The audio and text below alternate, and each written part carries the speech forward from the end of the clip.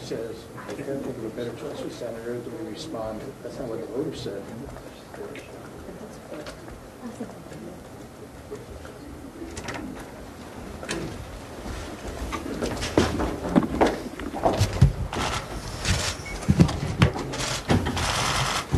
Good morning. I want to begin by offering my sincere thanks to Senator Jon Kyl. When we stood here just a few months ago, it was at a very challenging time for both Arizona and our country.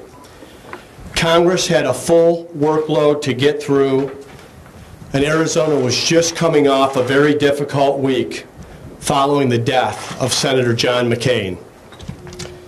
Arizona needed someone who could hit the ground running and represent our state with experience and confidence. And that's exactly what Jon Kyl did. Over the last few months, Senator Kyl has served with the same integrity and statesmanship that marked his 26 years in Congress. He didn't have to return to the United States Senate, but he did. And I remain deeply grateful to him and Carol for answering the call to serve once again when Arizona needed them most. And there's a reason he isn't here today. He didn't want to miss a vote. And that's illustrative of how seriously Jon Kyl takes the job of United States Senator. When I appointed Senator Kyl, he committed to serving through the end of this year. It was my hope he'd serve longer, but I knew he might decide otherwise. As you all know, last week he informed me he'll be stepping down on December 31st. I gave careful consideration when deciding who should represent our state moving forward. The need for effective leadership is just as great today as it was then. And once again, the question is the same. Who is the best person available to represent the state of Arizona? Arizona needs someone who understands the critical issues, who can get to work on day one, and who embodies a spirit of service, of putting the people we represent above all else. Martha McSally possesses these qualities. Colonel McSally's service to this country is one for the history books. 26 years in the United States Air Force. She served 6 tours to the Middle East and Afghanistan and was selected to stand up Africa Command. She was the first woman to fly in combat and the first woman to command a fighter squadron in combat. And she has represented Southern Arizona in Congress since 2015, becoming one of the most effective members in all of Congress. All her life, Martha has put service first, leading in the toughest of fights and at the toughest of times. One of the first women ever selected for fighter pilot training. Over 325 combat hours flown in the A-10 Warthog. Commander of her fighter squadron, known as the Bulldogs. And an unrelenting drive to make positive change, even when it means challenging authority. Like when she took on the Pentagon to overturn a discriminatory policy that forced women service members to wear Muslim garb, all before she even entered Congress. Martha McSally is uniquely qualified to fight for Arizona's interests in the United States Senate. On issues affecting Arizona's military bases and veterans, she brings a personal expertise as one who's worn the uniform. And on the important issues, that affect everyday families. She's shown a talent for bringing people together and finding common ground. I'm proud to call Martha McSally a friend, and I know that together with Senator-elect Sinema, she will advocate for our state and work across the aisle to get positive things done. Thank you, Martha, for stepping up.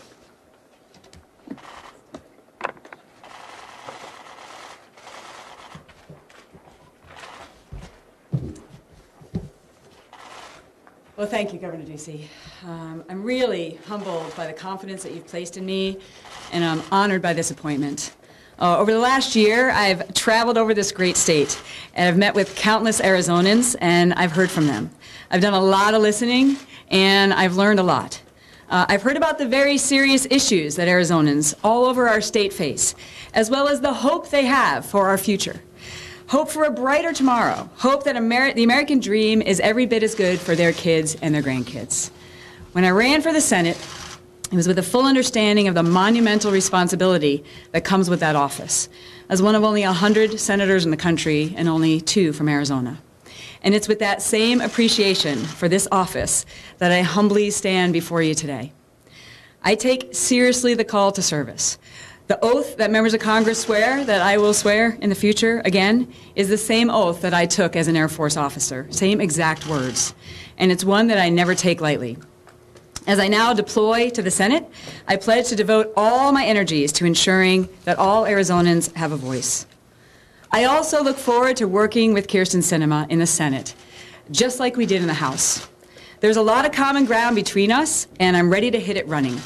Arizona's 2 senators have always worked together for decades. That's our tradition and how we're most effective, and that's how I plan to serve. This is the model that Senator Kyl served with that I witnessed firsthand as his legislative fellow 19 years ago. And I'm honored to have the opportunity to serve in the seat of someone who served our state for decades, someone who I have immense respect for, John McCain.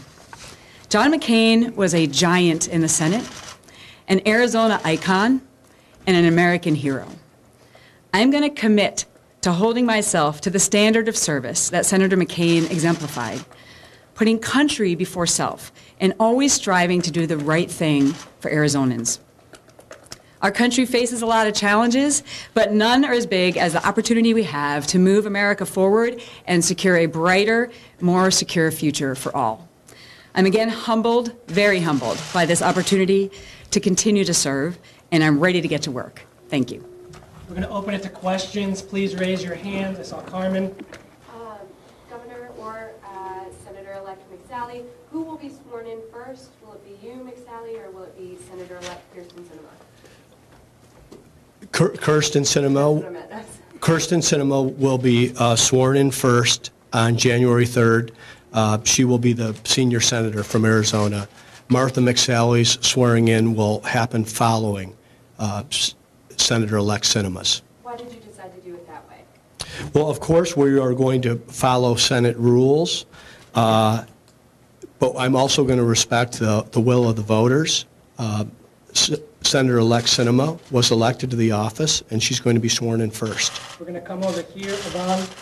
Congresswoman McSally, can you talk a little bit about how you intend on mending this relationship with Kyrsten Sinema and working together, and on issues that you do maybe see where you can cooperate and really get things done? Right. Well, just like when we worked together in the House, Yvonne. I mean, we had a very spirited campaign, but it's over. I congratulated her on the phone the night I conceded and in person on the floor.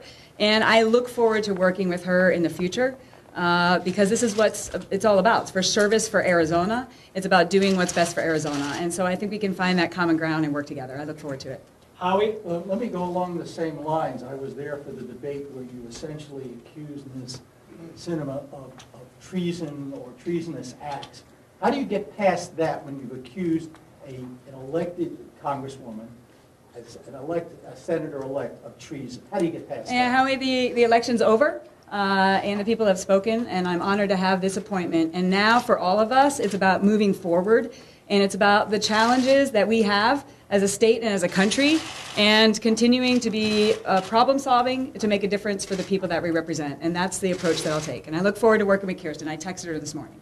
We'll do the last question from CBS here. Yeah, a quick question for Congresswoman McSally. What would be your message to voters out there who may be a little bit skeptical? They may say, you know, you didn't win the election, but now you're being appointed by the governor, and maybe that's not the way it should be. If you could step up and just really, what would your message be to those folks who might be a little bit skeptical of this appointment? Well, as I said in my remarks, I am very humbled and I'm grateful for this opportunity and this appointment by Governor Ducey. I've spent my life in service, and I'm going to continue to serve with everything I've got to make a difference for those who I represent. That's what I did in the House, and that's what I intend to do in the Senate. Thank you very much. We appreciate it. Thank you. Three questions? Seriously? That was 4 questions. Okay. Governor, well, what about the fact of the McCain family? You know, Meghan McCain's husband tweeted out calling McSally a poor choice. So how do you overcome the fact that the senator's own daughter and her husband seem to think this is not a good idea? I think you all know the regard that I hold Senator John McCain in and his legacy as a Arizona treasure, an American icon, and a hero to our country. I have the same feelings about Cindy and the entire McCain family, for that matter. I was happy that Martha and Cindy were able to get together and visit earlier this week and clear the air. And now it's time to get to work.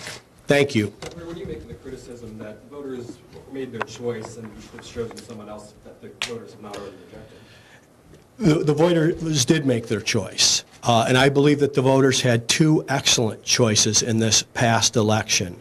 Martha McSally received over 1 million votes to the United States Senate. And now she will be serving alongside senior Senator Kirsten Sinema. Governor, Thank you all. Thank you very much. Speculation that D.C. had a big influence on this decision. Who had your ear in this matter?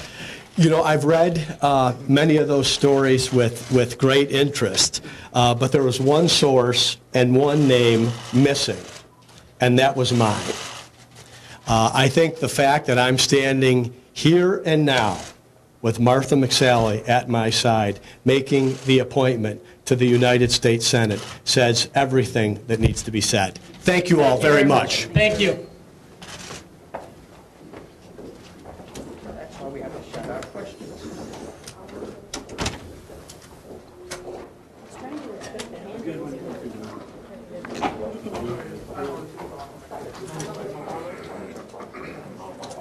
Is that them or is that Mark?